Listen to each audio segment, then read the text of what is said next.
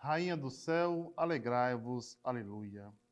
Porque o Senhor que mereceste trazer em vosso seio, aleluia. Ressuscitou, como disse, aleluia. Rogai por nós a Deus, aleluia. Alegrai-vos e exultai, ó Virgem Maria, aleluia. Porque o Senhor ressuscitou verdadeiramente, aleluia. Oremos. Ó Deus, que pela ressurreição de Jesus Cristo, vosso Filho, vos dignaste trazer alegria ao mundo, concedei-nos, nós te pedimos, que pela Virgem Maria, sua mãe, cheguemos ao gozo da vida eterna, pelo mesmo Cristo, nosso Senhor. Amém. Glória ao Pai, ao Filho e ao Espírito Santo, como era no princípio, agora e sempre. Amém.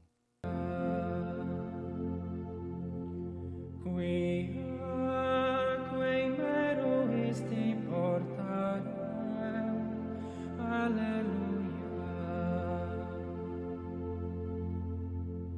Rector ex sic dixi, alleluia. Ora pro nobis Deo. Em nome do Pai, do Filho e do Espírito Santo. Amém. Quinta-feira, segunda semana da Páscoa. Amados irmãos, amadas irmãs, você que nos acompanha, como é importante nos colocarmos sempre em oração. Como que está a tua vida de oração? Como que está a tua intimidade com a palavra de Deus? Você tem tido intimidade com esta palavra?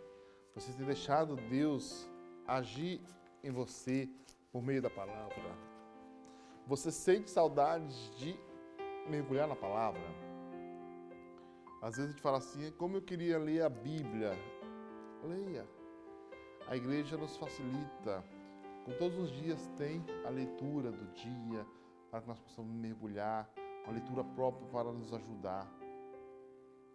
Mergulhe nessa palavra, tire um tempo para essa palavra. E hoje ela nos coloca diante de uma escolha decisiva. A quem nós obedecemos?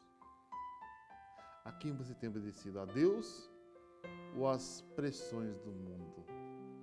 Que pergunta, não é? Que desafio. Na primeira leitura dessa liturgia do Atos dos Apóstolos, os apóstolos são novamente levados diante do Sinédrio. Que coisa, que perseguição que não termina, não é verdade? Você anunciar e evangelizar. E eles já tinham sido proibidos de anunciar. Olha o ponto que chegou, proibidos de anunciar o Cristo que ressuscitou. Já tinham sido ameaçados.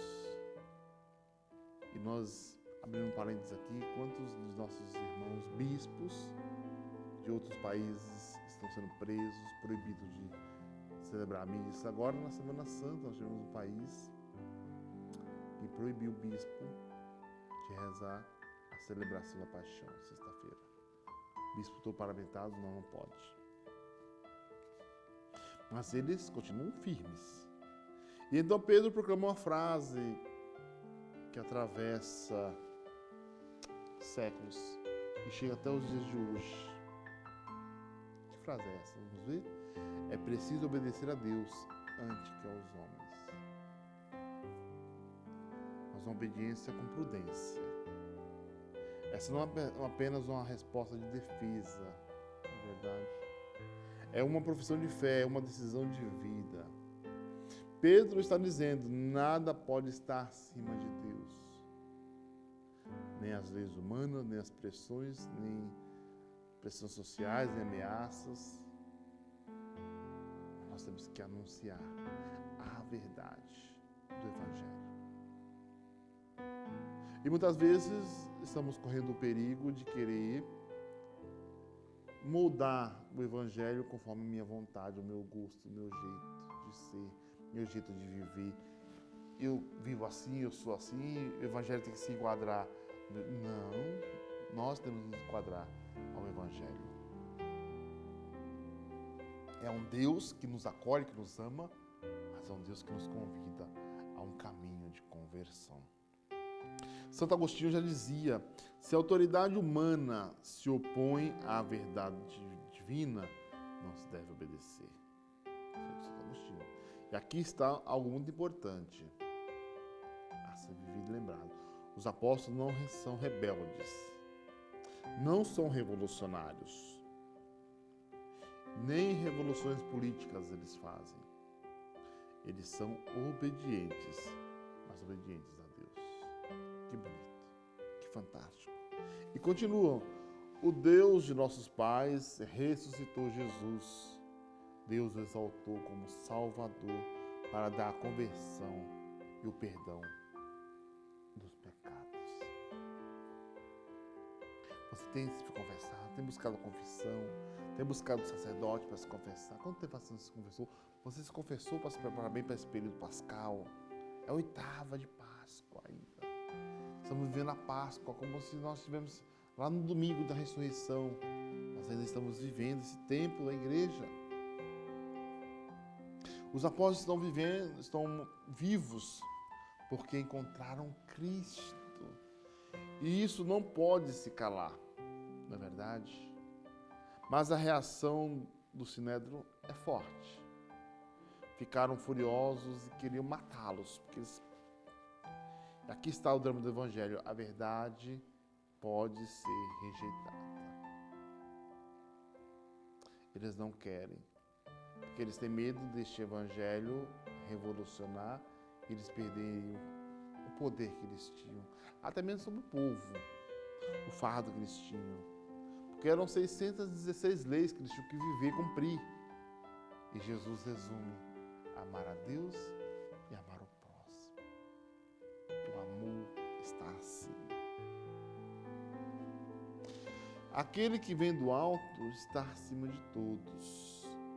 Ele está falando de si mesmo. Jesus não é apenas mais um mestre, mais um profeta. Ele vem do céu. Ele é o Filho de Deus. Ele é o próprio Deus. Como nós vamos ver lá em João, capítulo 1 do Evangelho. Ele era o Verbo. O Verbo estava com Deus. O Verbo era Deus. O Verbo é Deus. E o Verbo que se fez carne pelo anúncio do anjo. Um Deus que falava com o seu povo. E agora é um Deus que desce, que se encarna. Por isso que nós falamos Maria, Mãe de Deus. O Deus que se encarna, que desce. Aquele Deus que enviou as falas da verdade de Deus, porque Deus dá o Espírito sem medida. E Jesus dizia, eu falo aquilo que eu ouvi do meu Pai. Ou seja, em Jesus, Deus se revela plenamente. Quem escuta Jesus, escuta o próprio Deus. Escuta o Pai, escuta aquele que me enviou. Eu não falo por mim mesmo, mas eu falo aquilo que eu escutei do meu Pai, já dizia Jesus. Quando os apóstolos perguntaram, pediram, mestre, mostra-nos o Pai. Ele disse, há tanto tempo estás comigo e não conheces o Pai? Quem me vê, vê aquele que me enviou. E o Concílio Vaticano II vai nos afirmar, Jesus Cristo é ao mesmo tempo o mediador, a plenitude de toda a revelação. Lá no Concílio Vaticano II, no documento da Dei Verbo, nós temos a Dei Verbo e a Dei Filho. Então, vem uma afirmação decisiva: aquele que acredita no Filho possui a vida eterna. Não é algo apenas do futuro, já é quem crê começa a viver uma vida eterna. Muitas vezes nós nos simpatizamos com Jesus, mas ainda não nos aprofundamos na Ele. E Ele compreende, Ele entende isso, por isso que Ele desceu até nós. E aqui vale lembrar Pedro, mais uma vez Pedro, quando Jesus pergunta para ele no amor ágape, no amor total: Pedro, tu me amas? E ele responde no amor filia: eu gosto do Senhor. Porque no grego nós temos 3 definições de amor: o ágape, o filia e o eros. O ágape é o amor por inteiro, o amor completo. O filia é o amor de amigo. E o eros, que é o amor erótico. E aí Jesus pergunta para Pedro do amor ágape: Pedro, tu me amas? Pedro responde no amor filia: Senhor, eu gosto de ti. E Jesus mais uma vez pergunta no amor ágape: Pedro, tu me amas? Ele responde mais uma vez no amor filia: Senhor, eu gosto de ti, se batizo contigo. Jesus compreende que Pedro ainda não estava pronto e desce. E aí faz a pergunta no amor filia: Pedro, tu gostas de mim? Sim, Senhor, tu sabes que eu gosto de ti muito. Mas se entristece, porque Jesus pergunta 3 vezes. Muitas vezes nós também não estamos preparados para este amor de entrega total. Mas é um esforço que nós devemos fazer todos os dias da nossa vida. E esse amor precisa crescer para chegar a este amor ágape. Porque quando nós compreendemos esse amor ágape, nós conseguimos também dar este amor para aqueles que Deus nos confiou.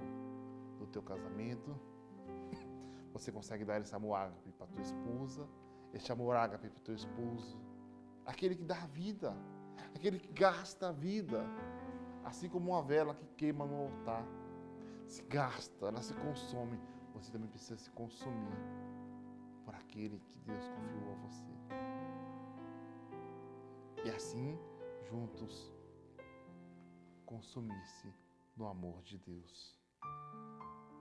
Hoje, nós somos pressionados a relativizar a verdade, relativizar, adaptar a fé, a silenciar o Evangelho para sermos aceitos, na verdade. Fazer o Evangelho se adaptar às minhas escolhas, às minhas... Hoje há muitos que conhecem Jesus, mas poucos que testemunham com a vida. E assim também, hoje há muitos que colocam Jesus como parte da vida. Mas Ele quer ser o centro da tua vida. Amado, amada irmã, a fé tem que ser visível. Esse é o Deus que eu creio. Nas pequenas coisas, na honestidade, na simplicidade, no agir, no falar. Quinta-feira, 8ª da Páscoa. Grande semana maior. Semana que Deus vai ao nosso encontro e nos convida. E a pergunta que fica para mim e para você: quem manda na nossa vida? Quem manda nas nossas escolhas? É Deus ou as opiniões dos outros? Ficamos preocupados, né? Com o que o outro vai dizer, com o que o outro vai pensar, com o que o outro vai olhar. E aí deixamos de viver bem esta fé, viver bem esse testemunho. Não podemos ficarmos preocupados com o que o outro vai dizer, com o que o outro vai pensar. Eu não vou viver porque o outro vai... Não, viva a tua fé, viva a tua experiência, faça a tua experiência. Nós só podemos falar de alguém que nós conhecemos, não é verdade? Por isso que eu repito a intimidade com a palavra de Deus, a intimidade com as Sagradas Escrituras. É aqui que nós vamos conhecer Jesus, suas atitudes, como ele viveu. Nós só podemos entregar ao outro aquilo que nós temos. Como é que nós vamos falar de Jesus? A partir da experiência que o outro teve, a partir da experiência que eu tive, que eu fiz. Faça a sua experiência com Ele.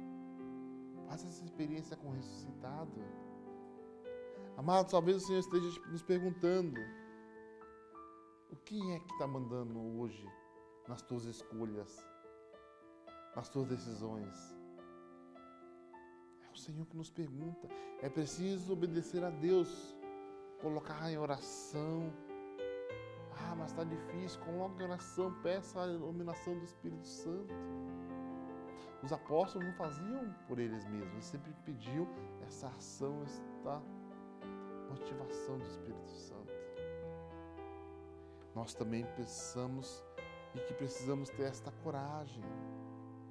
Peça hoje esse Espírito Santo de Deus sobre os seus projetos de vida, sobre a tua família. Às vezes é difícil, não é verdade? Eu sei que é.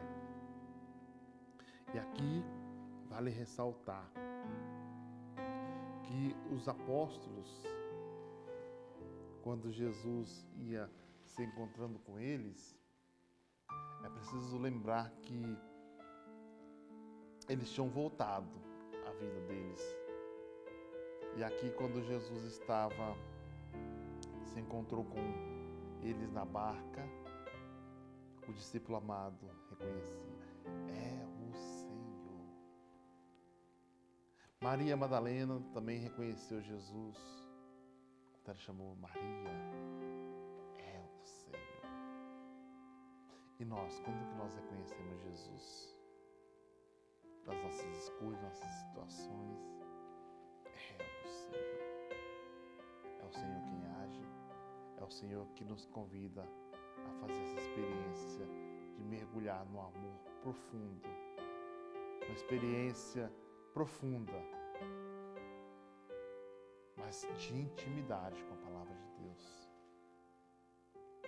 O Deus revelado em Jesus, que se encarna, que caminha conosco, que caminha com você, nos faz este convite. Quem rejeita a fonte da vida não pode ter a vida. Jesus é esta fonte inesgotável de misericórdia. Nós estamos nos aproximando da festa da misericórdia que vai acontecer agora no próximo domingo. Festa dessa misericórdia de Deus que nos acompanha, que nos convida a mergulhar nesse mistério de misericórdia. Que misericórdia é essa? Essa misericórdia de Deus que nos convida a mergulhar no perdão, no amor, na paz. Paz inquieta, paz que mexe, paz que nos pede para sairmos do nosso comodismo. Como é bonito. E essa liturgia de hoje nos faz um convite belíssimo. Coragem. Tenha coragem. Não tenha medo. Coragem de assumir a tua família. Coragem de assumir o teu relacionamento. Coragem de fazer aquilo que Deus quer para a tua vida, para a tua família. Reza mais com tua casa, com tua família. Reza mais. Procure estar mais em momentos de oração. Procure fazer momentos de refeição juntos. Quanto tempo que você que é casado não sai para jantar com sua esposa? Quanto tempo você está brigado com sua esposa? Ou não falou com ela, deixa de falar? Ou por algum motivo vocês se desentenderam e ainda não voltaram a se entender? O casamento vai esfriando. Situações que vai esfriando o teu casamento, esfriando a tua vida conjugal. que vocês têm vivido, o que vocês têm experimentado? Coisas que nós vamos vivendo e os outros vão falando e nós vamos deixando outros entrarem no nosso relacionamento. É o Senhor quem nos convida. Afasta essas coisas. Se afasta disso. Busque mais as coisas do alto. Busque as coisas do alto, amados e amadas. E tudo mais será acrescentado para vocês. Por isso, rezemos juntos assim. Senhor, dá-me um coração firme na fé. Dá-me coragem para te obedecer acima de tudo. No amor, na misericórdia, na compaixão. Faz de mim testemunha viva deste amor e não permitas que me afaste da verdadeira fé que salva. Que Maria, que deu o seu sim, que amou acima de tudo, possa me ajudar também a viver esse amor, a viver esta concórdia, a viver esta luz da ressurreição. E o convite que eu faço para você hoje, não vai dormir sem rezar, não vai dormir sem fazer essa experiência de oração. Comece a tratar bem os teus dentro de casa. Comece a tornar o teu ambiente, o teu lar, um lar abençoado, um lar de luz, um lar cheio da presença do Espírito Santo. O Senhor esteja convosco, Ele está no meio de nós. Abençoe-vos o Deus Todo-Poderoso, o Pai, o Filho e o Espírito Santo.